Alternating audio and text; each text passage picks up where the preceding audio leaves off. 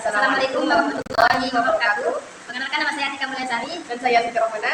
Di sini kita akan mendiskusikan tentang pengetahuan di bidang pertanian, baik dalam hal budidaya maupun pemasaran. Baik, di sini kita akan bertanya dan saling menjawab. apa yang dimaksud dengan rotasi tanaman. Rotasi tanaman adalah praktik bercocok tanam di mana petani mengubah jenis tanaman yang ditanam di lahan pertanian dari waktu ke waktu untuk mengurangi penyebaran penyakit, meningkatkan kesuburan tanah, dan mengontrol hama tertentu. Jadi di sini yang dimaksud dengan rotasi tanaman itu adalah untuk mengurangi penyebaran penyakit dan meningkatkan kesuburan dan mengontrol hama tertentu.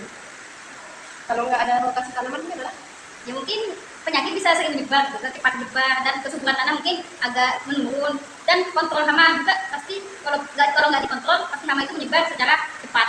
berarti rotasi itu kayak semacam pencegahan. Ya mungkin 11-12 kayak gitu. Oh, baik. Yang kedua, bagaimana cara mengendalikan hama secara alami di kebun sayur?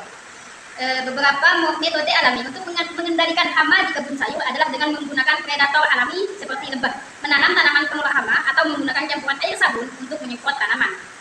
Jadi di sini yang pertama itu menggunakan lebah, menggunakan hewan ya, lebah. Dan yang kedua itu menolak hama, menanam tanaman. Jadi untuk menolak hama itu kita menanam tanaman apa itu yang bisa menolak hama tersebut. Terus yang ketiga itu menggunakan campuran air sabun untuk disemprot ke tanaman. Jadi setelah air sabun itu dimasukkan ke botol, disemprotkan ke tanaman untuk mencegah hama itu. Baik. Bukan. Apa itu? Ya sabun mandi, mungkin kalau nggak sabun mandi Kayak Exo lah. ya mungkin bisa itu. Selain lebah, ada nggak hewan lain? Ya mungkin ada, tapi kita tidak tahu ya. Tapi yang kita tahu ini lebah. Terus yang ketiga, apa peran kompos dalam pertanian? Kompos adalah hasil dari proses penguraian bahan organik seperti sisa-sisa tanaman dan limbah hijauan. Penggunaan kompos dalam pertanian membantu meningkatkan kualitas tanah, menyediakan nutrisi bagi tanaman, dan mengurangi penggunaan pupuk kimia.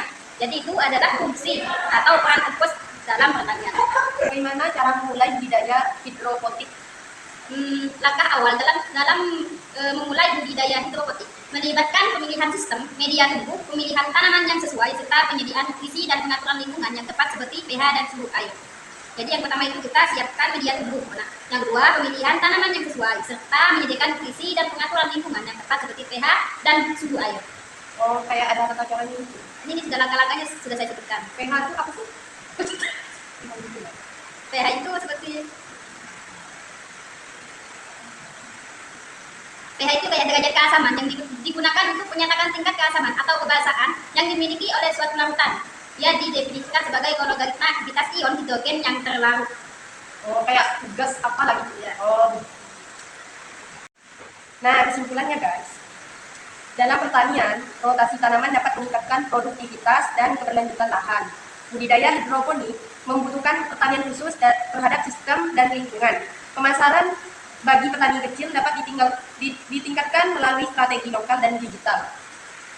Penggunaan pupuk organik mendukung kesehatan tanah, dan pengendalian hama dapat dilakukan tanpa pestisida kimia melalui metode alami dan taktik budaya yang cerdas. Jadi itu kesimpulannya. Mungkin hanya itu saja diskusi dari kami, kurang lebihnya mohon maaf. Wassalamualaikum warahmatullahi wabarakatuh.